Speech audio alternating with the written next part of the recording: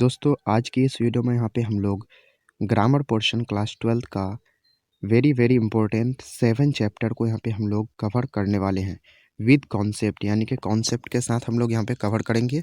और आप जो है एक बार देख लेने के बाद कॉन्सेप्ट को अगर आप सीख जाइएगा तो आप यहाँ एग्ज़ाम में आसानी से क्वेश्चंस को सॉल्व कर पाएंगे, यानी कि आंसर तक आसानी से पहुंच पाएंगे। तो चलिए दोस्तों बिना टाइम वेस्ट किए हुए शुरू करते हैं। जैसे कि आप देख पा रहे हैं स्क्रीन पे पहला नंबर जो चैप्टर है हम लोगों का है संज्ञा। संज्ञा मीन्स नाउन। तो संज्ञा जो है यानी कि नाउन वो 5 प्रकार के होते हैं। चलिए हम लोग क्वेश्चन से हम लोग देखेंगे जो कौन कौन प्रकार के होते हैं और उसके क्या मतलब होते हैं। चलिए शुरू करते हैं। जैसे कि पहला नंबर आप क्वेश्चन देख पा रहे हैं स्क्रीन पे, रक्षाबंधन। क्या लिखा हुआ है? रक्षाबंधन शब्द कौन सा संज्ञा है, यानी कि रक्षाबंधन जो है ये कौन सा संज्ञा है। तो रक्षाबंधन हम लोग जानते हैं जो किसका नाम है, पर्व का नाम है, यानी कि त्योहार का नाम है, फेस्टिवल का नाम है। तो ये खास चीज़ है। तो कोई भी खास चीज़ या जगह के नाम को हम लोग बोलते हैं व्यक्तिवाचक संज्ञा, यानी कि प्रॉपर नाउन बोलते हैं। तो ध्यान रखना है, रक्षाबंधन क्या हो जाएगा? व्यक्तिवाचक संज्ञा होगा। कोई भी खास नाम, स्थान का नाम, कोई चीज़ का नाम, खास चीज़ का नाम, इसको क्या बोलते हैं हम लोग? व्यक्तिवाचक संज्ञा बोलते हैं। अगला जो है दिवाली शब्द कौन सा संज्ञा है? दिवाली, तो रक्षाबंधन दिवाली ये दोनों पर्व ही है, तो दिवाली भी क्या हो जाएगा? व्यक्तिवाचक संज्ञा हो जाएगा। चलिए अगला क्वेश्चन देख लेते हैं। अगला जो है कुर्सी। कुर्सी शब्द संज्ञा है। तो कुर्सी शब्द जो है ये कौन सा संज्ञा है? तो कुर्सी देखने ध्यान दीजिए। कुर्सी जो है, कुर्सी बोलने पर जितनी भी कुर्सी है सारे टाइप की कुर्सी आ जाती है, चाहे वो किसी भी कंपनी की हो, सारे टाइप की कुर्सी आ जाती है, जिसके कारण से इसका पूरी की पूरी फैमिली का, यानी कि पूरी की पूरी जाति का पता चल जाता है। तो इसका मतलब ये कौन सा हो जाएगा? जातिवाचक संज्ञा हो जाएगा, यानी कि ऑप्शन नंबर बी इसका राइट आंसर होगा। आपको जो है इन 7 चैप्टर काफ़ी इंपॉर्टेंट चैप्टर, आपको इनमें से क्वेश्चंस लगभग 10 से 15 क्वेश्चंस आपको देखने को मिल जाएगा। इससे ज़्यादा ही मिल सकता है, मैंने कम करके ही बोला है। चलिए अगला है पुस्तक शब्द संज्ञा है। तो पुस्तक शब्द कौन सा संज्ञा है? तो पुस्तक जो है, पुस्तक बोलने से अगर मैं पुस्तक का नाम दे दूँ, ठीक है, तो फिर वो अलग चीज़ है। यहाँ सिर्फ पुस्तक बोल रहा है। पुस्तक बोलने से दुनिया में जितनी भी पुस्तक हैं, चाहे वो इंग्लिश की हो, हिंदी की हो, या फिर मैथ्स की हो, सोशल साइंस की हो, जितनी भी पुस्तक है सारी की सारी पुस्तक बुक आ जाती है, जिसके कारण से ये भी कौन सा इसमें आ जाएगा? जातिवाचक संज्ञा में, यानी कि ऑप्शन नंबर ए इसका राइट आंसर होगा। अगला जो है संसार। संसार शब्द कौन सा संज्ञा है? संसार शब्द कौन सा संज्ञा है? तो देखिए संसार बोलने पर जो है ये संसार मतलब दुनिया होता है। इसमें जो है एक फैमिली का पता चलता है, एक परिवार, एक ग्रुप का पता चलता है। तो जिसमें भी ग्रुप हो वो कौन सा हो जाएगा? समूहवाचक संज्ञा। तो चलिए एक बार हम लोग इसको रिपीट कर लेते हैं, ठीक है।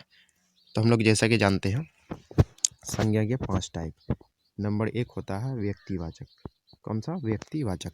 तो व्यक्तिवाचक संज्ञा उसको बोलेंगे जिससे जो है किसी खास आदमी या जगह या चीज़ के नाम का पता चले, उसको बोलेंगे व्यक्तिवाचक। समूहवाचक बोलेंगे जिससे किसी समूह यानी कि ग्रुप का पता चले, जैसे परिवार, तो परिवार एक समूह हुआ। उसके अलावा गुच्छा, बंच जिसको बोलते हैं गुच्छा, ये भी एक समूह हुआ। भीड़, भीड़ भी एक समूह हुआ। उसके अलावा एक होता है जातिवाचक। जातिवाचक जिससे पूरी की पूरी जाति का पता चले, जैसे कि मोबाइल, कलम, कॉपी, ठीक है, ये सब किस में आ जाएगा? जाति। एक होता है द्रव्यवाचक। द्रव्यवाचक जिसको हम माप तौल सकते हैं लेकिन काउंट नहीं कर सकते, यानी कि गिन नहीं सकते हैं। जिसको माप तौल कर सकते हैं लेकिन गिन नहीं सकते हैं, वो किस में आ जाएगा? द्रव्यवाचक। और एक होता है भाववाचक। ध्यान रखना, एक क्या होता है? भाववाचक। भाववाचक मतलब जिसको नहीं हम गिन सकते हैं, ना ही हम माप तौल कर सकते हैं, सिर्फ इसको महसूस कर सकते हैं। जैसे कि द्रव्यवाचक में हो जाएगा पानी, चावल, पानी, चावल, चीनी, उसके अलावा तेल, ये सब किस में आ जाएगा? द्रव्यवाचक में। जबकि भाववाचक में आएगा ईमानदारी, ठीक है, दयालु, काइंडनेस जिसको बोलते हैं, ठीक है, ये सब किस में आएगा? भाववाचक में आएगा। तो उम्मीद करते हैं आपको संज्ञा समझ में आ गया होगा। इसमें से आपको 3 से 4 क्वेश्चंस बिल्कुल देखने को मिल जाएगा, क्योंकि आपका ऑब्जेक्टिव जो है 100 ऑब्जेक्टिव पूछा जाता है, जिसमें से आपको 50 ही सॉल्व करना है। चलिए अब हम लोग अगला चैप्टर देख लेते हैं। अगला जो चैप्टर है काफ़ी इम्पोर्टेंट चैप्टर है, वो है आपका लिंग निर्धारण। लिंग निर्धारण कौन सा है? लिंग निर्धारण। ध्यान रखना है, आपका जो अगला इम्पोर्टेंट चैप्टर हुआ था वो कौन सा हुआ था? लिंग निर्धारण। तो इससे भी आपको क्वेश्चंस 3 या 4 बन ही जाता है। ठीक है, तो हम लोग देख लेते हैं इसको किस तरह से सॉल्व करना है ट्रिक के द्वारा। तो जैसे कि ऑप्शन पहला नंबर क्वेश्चन है, विवाह शब्द है, विवाह शब्द है, तो लिंग निर्धारण किस तरह से करना है। तो सबसे पहले इसका आप मन ही मन आपको सोचना है, इसका वाक्य सोचना है। तो विवाह का वाक्य क्या होगा जिससे लिंग निर्धारित हो। तो विवाह, जैसे तुम्हारी विवाह हो गई या फिर तुम्हारा विवाह हो गया, हम लोग क्या बोलते हैं, तो तुम्हारी विवाह हो गई या तुम्हारा विवाह हो गया, तो तुम्हारा विवाह बोलते हैं। ठीक है, तुम्हारा विवाह हो गया, तो इसलिए ये कौन सा हो जाएगा, तुम्हारा विवाह हो गया, इसका मतलब पुल्लिंग हो जाएगा, यानी कि ऑप्शन नंबर बी। आगे है नदी शब्द है, तो नदी का विभाग बनाएंगे, जैसे नदी लंबी है, नदी लंबी है, या फिर लंबी नदी, तो लंबा नहीं बोल के लंबी बोले, यानी कि क्या होगा, ये हो जाएगा आपका स्त्रीलिंग। Option number A right answer होगा। तो इस तरह से आपको वाक्य बना करके ही देखना पड़ेगा, इसका यही तरीका है बेस्ट। आगे है अनुभव, तो अनुभव तो तुम्हारी अनुभव नहीं बोलते हैं, क्या बोलते हैं, तुम्हारा अनुभव काम आया, तुम्हारा, चाहे वो मेल हो या फीमेल हो, तो तुम्हारा ही अनुभव बोलते हैं। तो तुम्हारा इसका मतलब क्या हो जाएगा, अनुभव पुल्लिंग हो जाएगा। चलिए सेना, सेना शब्द है, तो सेना, तुम्हारा सेना बोलते हैं या तुम्हारी सेना बोलते हैं, तो हम लोग बोलते हैं तुम्हारी सेना, क्या बोलते हैं, तुम्हारी सेना, तो ये भी क्या हो जाएगा, स्त्री लिंग हो जाएगा। आगे धर्म शब्द है, तो धर्म का भी हम लोग वाक्य बनाएंगे। तो धर्म, हाँ, तो धर्म का हम लोग क्या बनाएंगे, जो सभी धर्म अच्छा होता है, या फिर धर्म लड़ना नहीं सिखाता है, धर्म लड़ना नहीं सिखाती है या सिखाता है, तो सिखाता है हम लोग बोलते हैं, इसका मतलब हो जाएगा पुल्लिंग हो जाएगा, यानी कि ऑप्शन नंबर बी इसका राइट आंसर होगा। आगे जो है वह भवन, क्या है, भवन।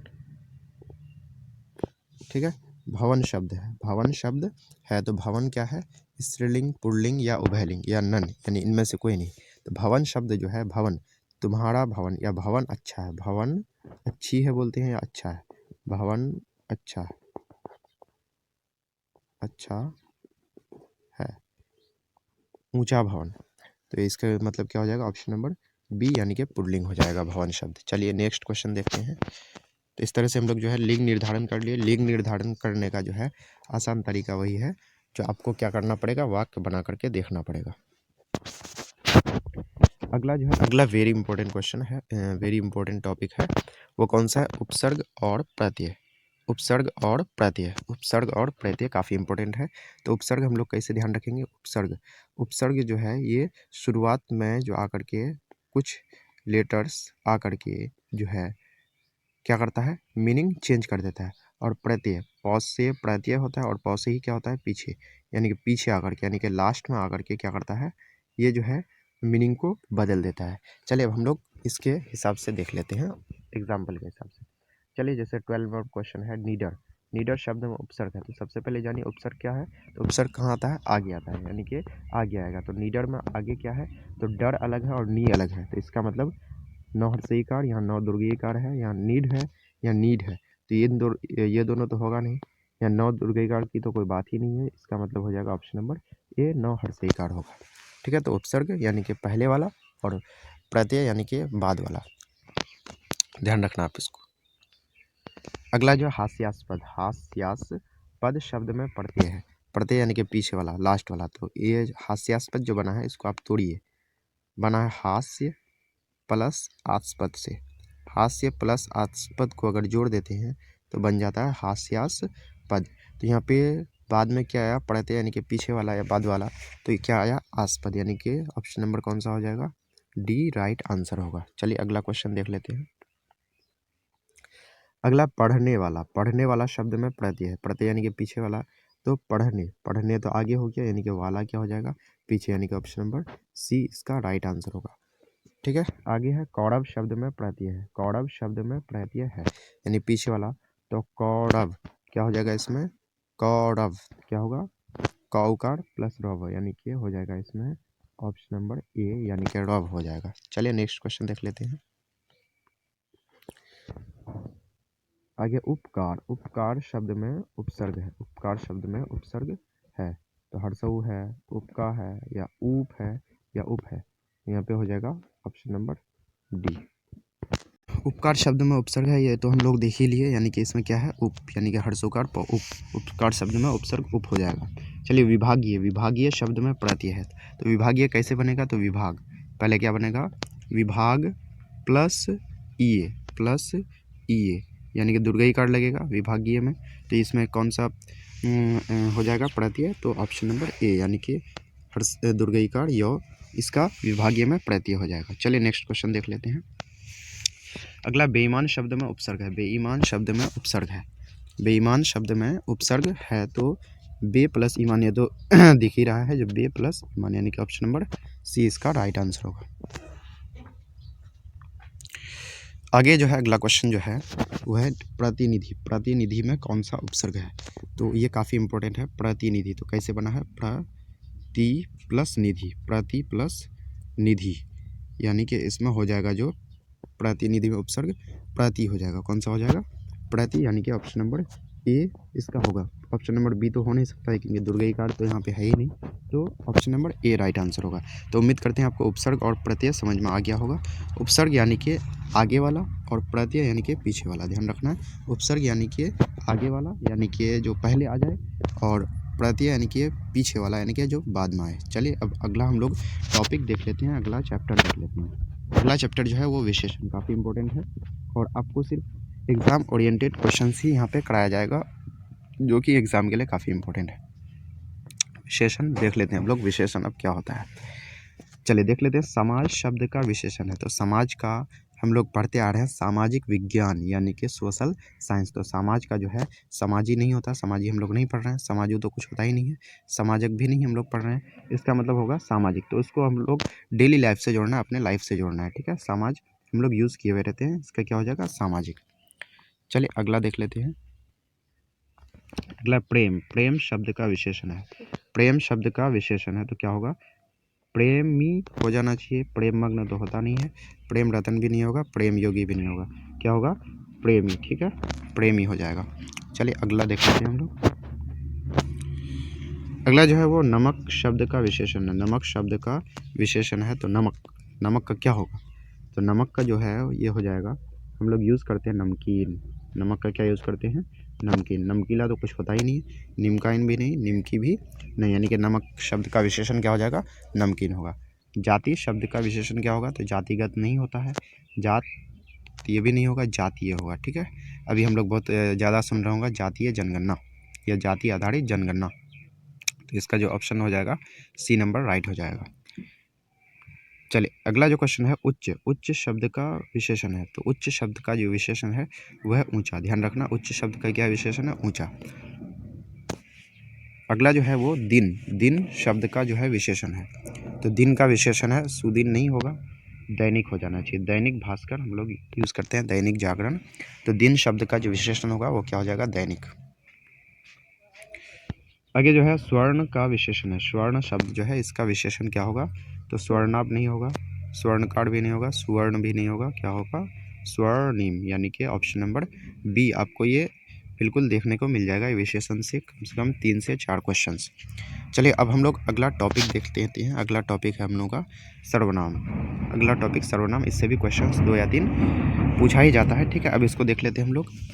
तो पहला नंबर जो क्वेश्चन करा, मुझे भी छात्रवृत्ति मिलती थी, इसमें सॉरी ये गलत हो गया, ठीक है, मुझे भी छात्रवृत्ति मिलती थी, इसमें हो जाएगा आपका निजवाचक सर्वनाम, मुझे भी छात्रवृत्ति मिलती थी। 27 नंबर जो होगा मुझे भी छात्रवृत्ति मिलती थी सर्वनाम है, तो मुझे भी छात्रवृत्ति मिलती थी, इसमें पुरुष पता नहीं चल रहा, पुरुष नहीं होगा, ठीक है।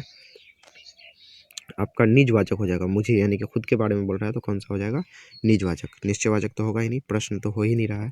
आगे रोटी मत खाओ क्योंकि वह जली है, तो रोटी मत खाओ क्योंकि वह जली है, तो रोटी मत खाओ क्योंकि वह जली है, तो ये जो दिया हुआ है एक दूसरे से संबंधित है, तो कौन सा होगा अनिश्चय नहीं होगा, कौन सा हो जाएगा संबंधवाचक सर्वनाम हो जाएगा। अगला जो है वह कौन है, वह कौन है जो पड़ा रो रहा है, वह कौन है जो पड़ा रो रहा है, तो यहाँ पे जो है वह कौन है यानी कि प्रश्न हो रहा है, तो निश्चय नहीं होगा, संबंधवाचक भी नहीं होगा, प्रश्नवाचक सर्वनाम हो जाएगा। चलिए अगला देखें, तुम्हें क्या चाहिए, तुम्हें क्या चाहिए सर्वनाम है, तो तुम्हें क्या चाहिए, इसमें भी प्रश्न हो रहा है, तो निज नहीं होगा, क्या हो जाएगा प्रश्नवाचक सर्वनाम हो जाएगा। चलिए हम लोग देख लिए सर्वनाम जो कि एग्जाम ओरिएंटेड था। अब हम लोग देखते हैं मुहावरे। मुहावरे मुहावरे को देखिए अपने डेली लाइफ से एग्जाम्पल में जोड़िए, ठीक है। इसी से ये मुहावरे आराम से सॉल्व हो जाएगा। इससे भी 2 क्वेश्चंस तो कम से कम रहते ही हैं। आगे खून पसीना एक करना। खून पसीना एक करना हम लोग बहुत बार यूज़ करते हैं। खून बहाना नहीं होगा आपका, पसीना बहाना भी नहीं होगा। कठिन परिश्रम करना, खून पसीना एक करना यानी कि कठिन परिश्रम करना यानी कि बहुत ज़्यादा मेहनत करना, ये इसका राइट आंसर होगा। चलिए अगला देख लेते हैं। अगला जो क्वेश्चन हम लोगों के सामने है वो है ईद का चांद होना। तो ईद का चांद होना मुहावरे का अर्थ है तो नहीं आना, यानी ईद का चांद नहीं आता है, बहुत कम दिखाई देता है इसलिए नहीं आना। गायब हो जाना ये भी नहीं होगा।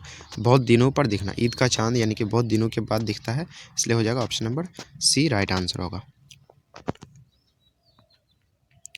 अगला जो है क्वेश्चन क्या कह रहा है, अंधे की लकड़ी। तो अंधे की लकड़ी या अंधे की लाठी, तो ये क्या है, सहारा है। तो एकमात्र सहारा इसका राइट आंसर होगा, यानी कि ऑप्शन नंबर ए आंसर होगा। आगे नाक कटना मुहावरे का अर्थ है तो अपमानित होना या कमज़ोर होना, निर्धन होना, गुस्सा होना नहीं होगा, निर्धन होना नहीं नहीं होगा, कमज़ोर होना नहीं होगा। क्या हो जाएगा ऑप्शन नंबर ए यानी कि अपमानित होना इसका राइट आंसर होगा। नाक कटना का अर्थ हो गया अपमानित होना। अगला जो है आसमान टूटना मुहावरे का अर्थ है। आसमान टूटना मुहावरे का अर्थ है तो आसमान टूटना कष्ट होना नहीं होगा, दुर्लभ होना नहीं होगा, अचानक मुसीबत आ जाना, ये है आसमान टूटना मुहावरे का अर्थ। तो उम्मीद करता हूँ आपको मुहावरे समझ में आ गया होगा। इसको आप लोग डेली लाइफ से जोड़ेंगे, ठीक है, तो आप आसानी से इसको सॉल्व कर सकते हैं। चलिए अब जो है काफ़ी इंपॉर्टेंट जो टॉपिक है वह है समास, लेकिन हम लोग इसको बिल्कुल आसान तरीके से, बहुत ही आसान तरीके से पढ़ने वाले हैं। और हम लोग जो है पहले इसका कुछ बेसिक जान लेते हैं। समाज का जो मीनिंग होता है वो है संक्षेपण। ध्यान रखना है समास का मीनिंग क्या होता है, संक्षेपण होता है, संक्षेपण होता है, ठीक है। समास जो है वो कुल 6 प्रकार के होते हैं। समास कितने प्रकार के होते हैं, 6, लेकिन जो काफ़ी इंपॉर्टेंट है वो 3 ही है और बिल्कुल आसान है, आप इसको आसानी से देख सकते हैं। समास के जो है समास का जो मीनिंग होता है वो संक्षेपण होता है। समास 6 प्रकार के होते हैं, इनमें से हम लोग जो है 3 देखेंगे जो कि काफ़ी इंपॉर्टेंट है, नहीं तो आप अगर 6 देखेंगे तो कन्फ्यूज़ हो जाएंगे। और ध्यान रखना समासों का राजा जो कहा जाता है वो बहुव्रीहि को कहा जाता है। समासों का राजा जो है वो बहुव्रीहि को कहा जाता है, ध्यान रखना है। बहुव्रीहि समास को समासों का राजा कहा जाता है। समास 6 प्रकार के होते हैं। चलिए अब हम लोग देख लेते हैं। तो क्वेश्चन है त्रिलोक शब्द कौन सा समास है। तो ध्यान रखना है जिससे जहाँ पे भी हमको नंबर का पता चले, ध्यान रखना है नंबर यानी कि संख्या, नंबर का जहाँ पे भी पता चले वो जो है नंबर वाला जो है वो द्विगु समास होता है। ध्यान रखना नंबर का जहाँ पे भी पता चले वो कौन सा समास होता है, द्विगु समास होता है। तो नंबर का जहाँ पता चलता है वो कौन सा समास होता है, द्विगु समास होता है, ठीक है। अगर द्विगु नहीं रहेगा तो बहुव्रीहि समास होता है। ध्यान रखना नंबर का जहाँ पे भी पता चले द्विगु समास होता है, द्विगु अगर नहीं रहे तो बहुव्रीहि समास होता है। तो त्रिलोक, तो यहाँ पे देखिए त्रिलोक में त्रि आया है, त्रि मीन्स होता है 3, त्रि मीन्स क्या होता है, 3, त्रि मीन्स 3 होता है। तो इसका मतलब नंबर संख्या का पता लग रहा है, तो ये कौन सा समास हो जाएगा, द्विगु। कौन सा हो जाएगा, द्विगु, यानी कि option number B right answer होगा। अगला है चक्रपाणी कौन सा समास है, चक्रपाणी कौन सा समास है। तो ध्यान रखना है चक्रपाणी ये जो है सांस्कृतिक वर्ड लगता है, यानी कि जो लगता है जो संस्कृत या पुराण से जो है ये शब्द बना है, संस्कृत या पुराण से बना है, ठीक है।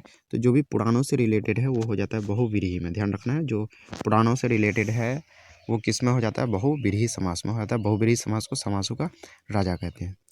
अब ध्यान दीजिए अभी हम लोग जो देखेंगे वो द्विगु समास देखे त्रिलोक, तो त्रिलोक के तरह ही चतुर्भुज हो जाएगा, कौन सा समास, द्विगु हो जाएगा। शतक जो है ये भी तो संख्या को दिखाता है, दशक ये भी संख्या को दिखाता है, ठीक है। तो ये सारा क्या हो जाएगा, द्विगु हो जाएगा। चौराहा यानी कि जहाँ से 4 रास्ते निकलती हैं, ठीक है। तो ये सारा का सारा क्या हो जाएगा, द्विगु समास में आ जाएगा। त्रिभुज कौन सा समास हो जाएगा, द्विगु। अगला जो है चतुर्भुज कौन सा समास है, तो जैसे कि अभी हम लोग देखिए चतुर्भुज, चतुर मतलब 4, भुज मतलब भुजा, यानी कि कौन सा हो जाएगा, द्विगु। कौन सा हो जाएगा, द्विगु, ठीक है। ध्यान रखना अगर द्विगु ऑप्शन में नहीं रहे तो बहुव्रीहि लगाना है, ध्यान रखना है, इसको आप लोग भूलेंगे नहीं। आगे जो है हाथ पैर कौन सा समास है, तो इसको आप लोग देख लेते हैं। हाथ पैर जो है यानी कि जो जहाँ पे भी एक दूसरे से रिलेटेड वर्ड आए, ठीक है, एक दूसरे से रिलेटेड, जैसे कि दिन रात एक दूसरे से रिलेटेड है। दाल चावल एक दूसरे से क्या है, रिलेटेड है। तो जहाँ पे एक दूसरे से रिलेटेड वर्ड आता है वो हो जाता है द्वंद्व में। कौन सा हो जाता है, द्वंद्व समास में आ जाता है, ध्यान रखना है। जैसे दाल रोटी, दाल रोटी कौन सा समास हो जाएगा, तो कौन सा होगा, द्वंद्व हो जाएगा। चौराहा, देखिए चौराहा, चौ मतलब चार, राह मतलब रास्ता, चौराहा कौन सा हो जाएगा, द्विगुम हो जाएगा। ठीक है, आगे देखिए दशानन, दशानन, दशानन किसको बोलते हैं, जिसका 10 सिर है, यानी कि रावण को। यानी कि ये पौराणिक कथाएं हैं या फिर संस्कृत की कथाएं हैं, तो कौन सा हो जाएगा, अभी बताया, बहुव्रीहि हो जाएगा। उसी तरह से गजानन, गजानन जो है वो किसको बोलते हैं, यानी कि गज, गज मीन्स हाथी, हाथी का सिर जो है वो किनका था, तो गणेश, यानी कि हो जाएगा जो है बहुव्रीहि ही हो जाएगा, यानी कि ऑप्शन नंबर ए यहाँ पे हो जाएगा। ठीक है, तो दोस्तों यहाँ पे हम लोग जो है 7 वेरी वेरी इम्पोर्टेंट जो है चैप्टर, जो कि आपके बोर्ड एग्ज़ाम के लिए काफ़ी इम्पोर्टेंट है, उसको हम लोग यहाँ पे देख चुके हैं। ठीक है, 7 वेरी वेरी इम्पोर्टेंट चैप्टर। ठीक है, और उम्मीद करते हैं आपको समझ में आ गया होगा। सारे क्वेश्चन जो है वो परीक्षा में पूछने जाने की संभावना है, यानी कि एग्ज़ाम ओरिएंटेड क्वेश्चंस है। तो चलते हैं, मिलते हैं नेक्स्ट वीडियो में। जय हिंद, जय भारत।